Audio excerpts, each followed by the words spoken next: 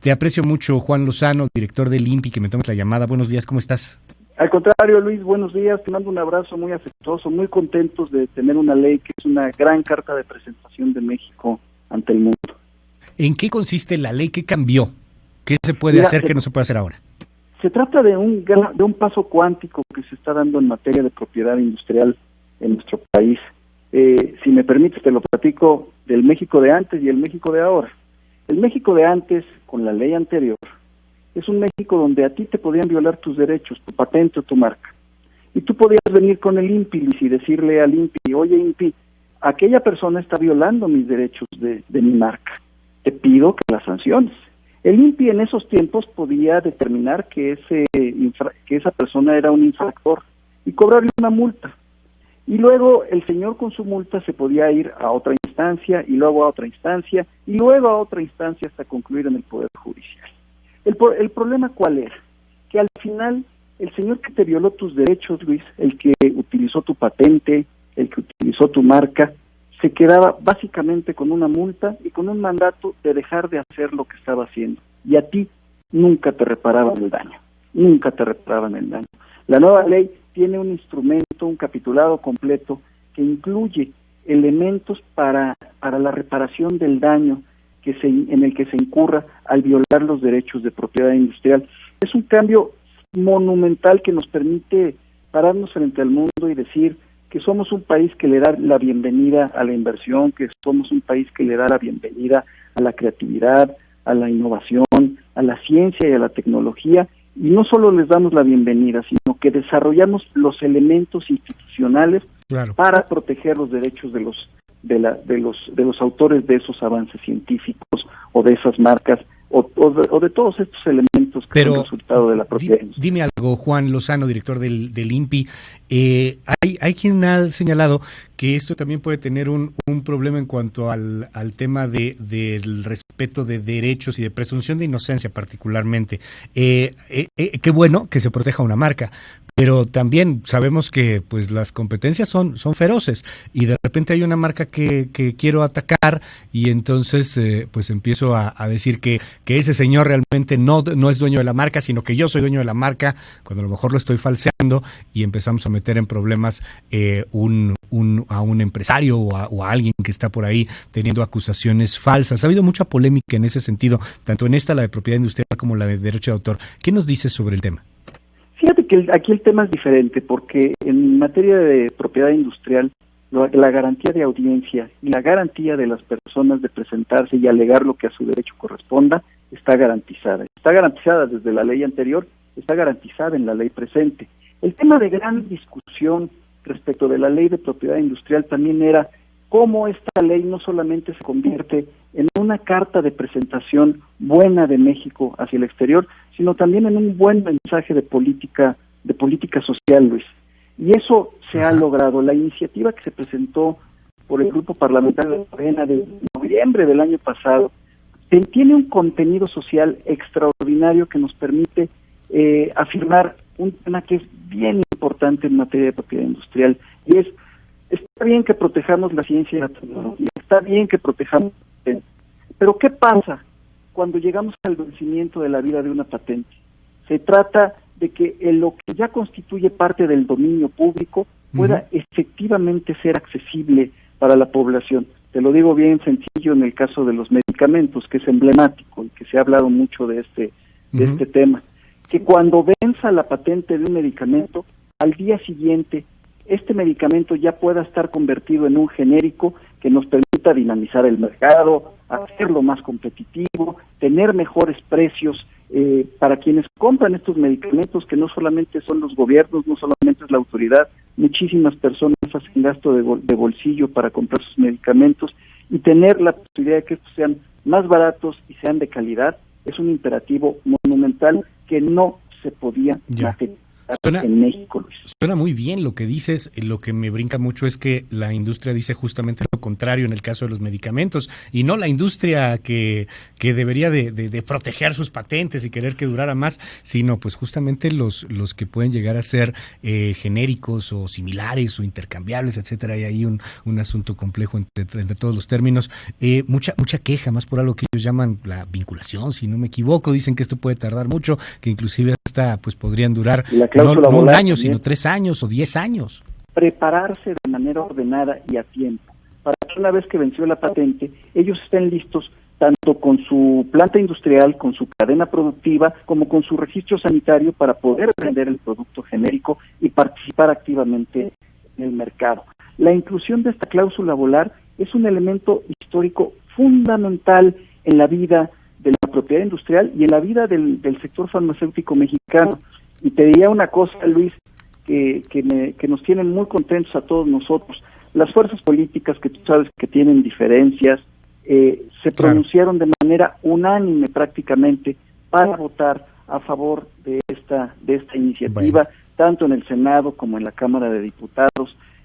Lo que hemos escuchado en los últimos días, justo después de que se aprobó la ley, es que hay un concurso de opiniones positivas respecto de los beneficios que traerá a los mexicanos y a su economía contar con instrumentos que se incorporaron en la nueva ley de propiedad industrial. Juan Lozano, director en el INPI, te aprecio muchísimo que tomes la llamada y estamos al habla, si nos permites. Muy buenos días. Al contrario, Luis, un abrazo afectuoso a tu auditorio. Va de vuelta y te aprecio muchísimo, Irene Levy, que me tomes esta llamada telefónica. ¿Cómo estás? ¿Cómo estás, querido Luis? Muy buenos días. Muy buenos días. Oye, cuéntanos, ¿qué pasó con la ley de derechos de autor? ¿Ventajas, desventajas? Cuéntanos. Pues sí, mira, efectivamente, digamos, vamos a partir del hecho de que ya desde hace tiempo en el tema de las plataformas digitales había una necesidad de proteger a los derechos de autor, así como se hace en materiales impresos y demás, pues también se requería una legislación al respecto. Sin embargo, esto viene por el Tratado de Libre Comercio, el nuevo Tratado de Libre Comercio, que establece un capítulo sobre los derechos de autor específicamente en las plataformas digitales, y que el Congreso de la Unión decide, digamos, adecuar o emitir una ley mexicana, digamos, para incorporar lo establecido en este tratado a la legislación nacional. Sin embargo, esto, como tú bien lo dijiste hace un momento, esto se hace absolutamente sin ningún foro, ningún parlamento abierto, sin escuchar a la sociedad, sin escuchar expertos. Entiendo que hubo un par de reuniones con algunos empresarios que tienen pues claramente una visión sesgada o diferente, que conviene a sus intereses y que está bien, pero pues los legisladores tienen obligación de escuchar a todos.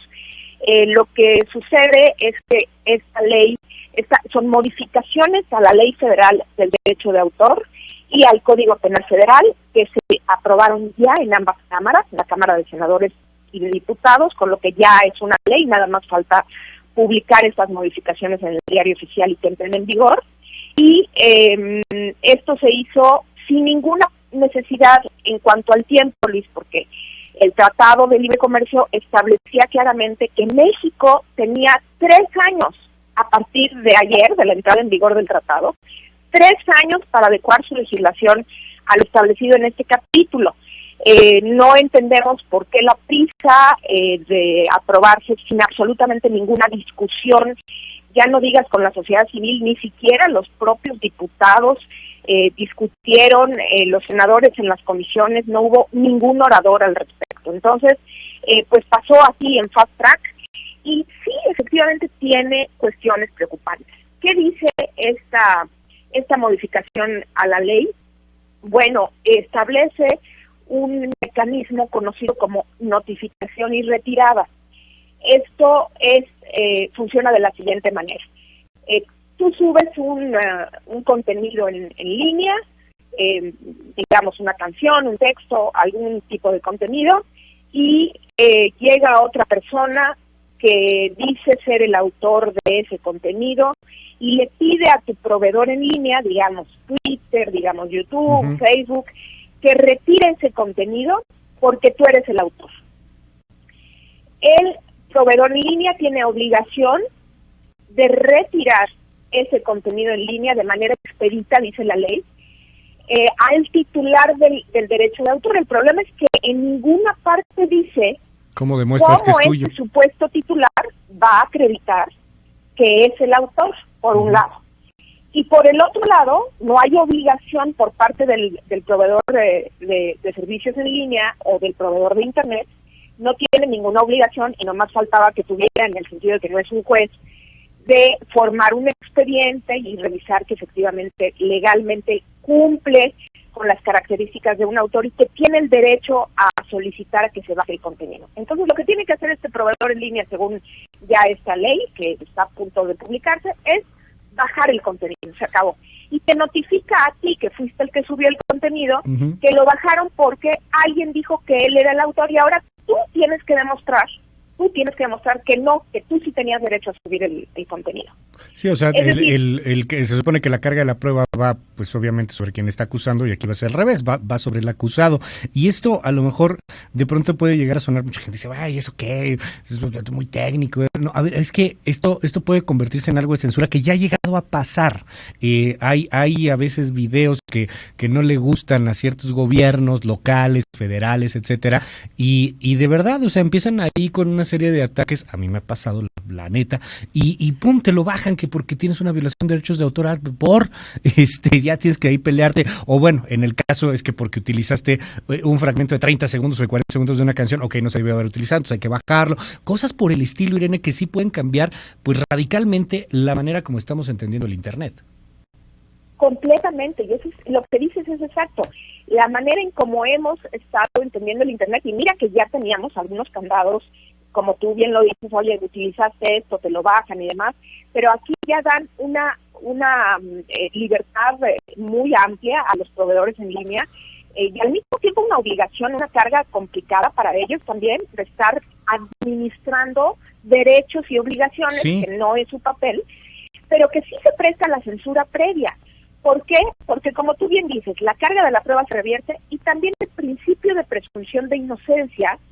En este sentido, cuando pues tú subiste un contenido, y aquí pues primero se te retira el contenido y luego se averigua si eres o no eres el autor, cuando al revés no existe un procedimiento ni requisitos para verificar, no lo dice la ley, para verificar que efectivamente quien solicita en primer momento que se retire el contenido es efectivamente el autor. O sea, tú puedes mandarle una notita diciendo yo soy el autor y ya lo van a bajar, es decir, no hay ningún procedimiento. Imagínate, Luis, rápido pongo un ejemplo para que sea más fácil de entender, que yo edito un libro, se distribuye en diferentes librerías de la Ciudad de México, y alguien llega con la editorial y le dice, oye, ¿sabes qué? Ese libro es mío. No es de ella, es mío.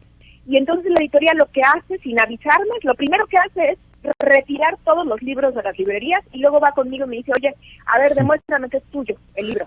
Ahora, entonces, claro que no se va a aplicar en materiales impresos, pero para poner la analogía. Sí, claro. Es terrible, ¿no? En digital es terrible, y lo peor es que además esto puede tener implicaciones penales.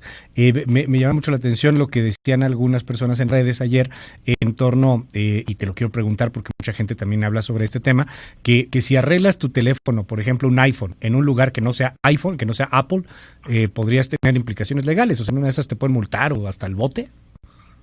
Y esa es la otra parte que contiene en cuanto a la alteración de cuestiones tecnológicas, o sea, sí, que tiene que ver con el hecho de que tú interactúes y digamos, distorsiones de alguna manera partes del software o de la tecnología de propiedad industrial que tiene el equipo. Hay algunas excepciones, que no se haga con fines de lucro, hay algunas excepciones que establece el Código Penal, pero efectivamente hay penas hasta de 10 años de prisión para aquellos que alteren, digamos, el software o el hardware de alguna manera. Entonces, pues sí, se establecen situaciones complicadas, y lo más lamentable es que no se consultó esto con la sociedad. En el caso de los derechos de autor se establecen multas, digamos, de hasta 17 millones de pesos.